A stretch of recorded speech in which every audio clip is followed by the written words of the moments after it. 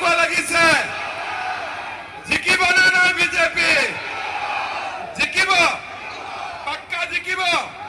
তেতিয়াহ'লে মোৰ লগত ক'ব, ভাৰত মাতা কি, ভাৰত মাতা কি, নৰেন্দ্ৰ মোদী, নৰেন্দ্ৰ মোদী, নীতিন নবীন, দিলীপ শইকীয়া, জয়ন্ত মল্ল বৰুৱা, জয়ন্ত মল্ল বৰুৱা, জয়ন্ত মল্ল বৰুৱা, বন্দে বন্দে বন্দে।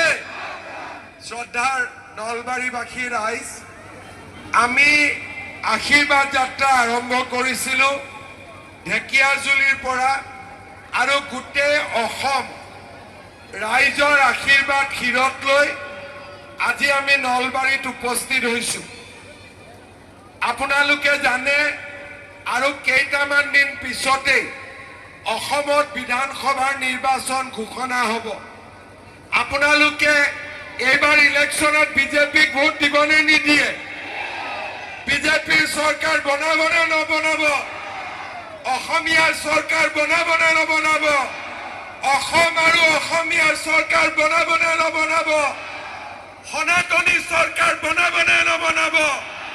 আপোনালোকে নৰেন্দ্ৰ মোদীক ভোট দিব নে নিদিব?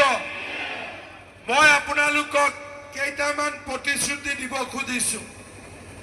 অসমত যোৱা 5 বছৰত ইলেকশ্যনৰ সময়ত মই কৈছিলোঁ যে 1 লাখ যুৱকক চাকৰি দিম, কিন্তু 5 বছৰৰ মূৰত আমি চাকৰি দিলোঁ 1,60,000।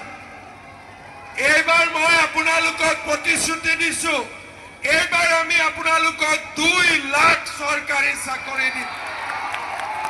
2 লাখ চৰকাৰী চাকৰি। আৰু 2 লাখ বুলি কওঁতে কিমান আগত যায় মই নাজানো, কিন্তু 2 লাখটো হ'বই হ'ব। এইবাৰ আমি যুৱক যুৱতীক আত্মসংস্থাপনৰ বাবে 1 লাখ যুৱক যুৱতীক 2 লাখকৈ টকা দিছিলোঁ। অহাবাৰ আমি 10 লাখ যুৱক যুৱতীক 2 লাখকৈ টকা দিম। এইবাৰ আমি মহিলা উদ্যমিতা 10,000 দিছিলোঁ, অহাবাৰ আমি 25,000 কৰি দিম।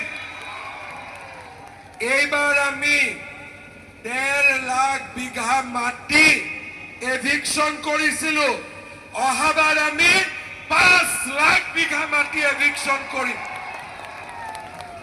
আৰু এইবাৰ 100 টকাত আমি দালি, চেনি আৰু নিমখ দিছিলোঁ, অহাবাৰ দালি, চেনি, নিমখ, তেল বিনা পইচাত ৰাইজক দিম।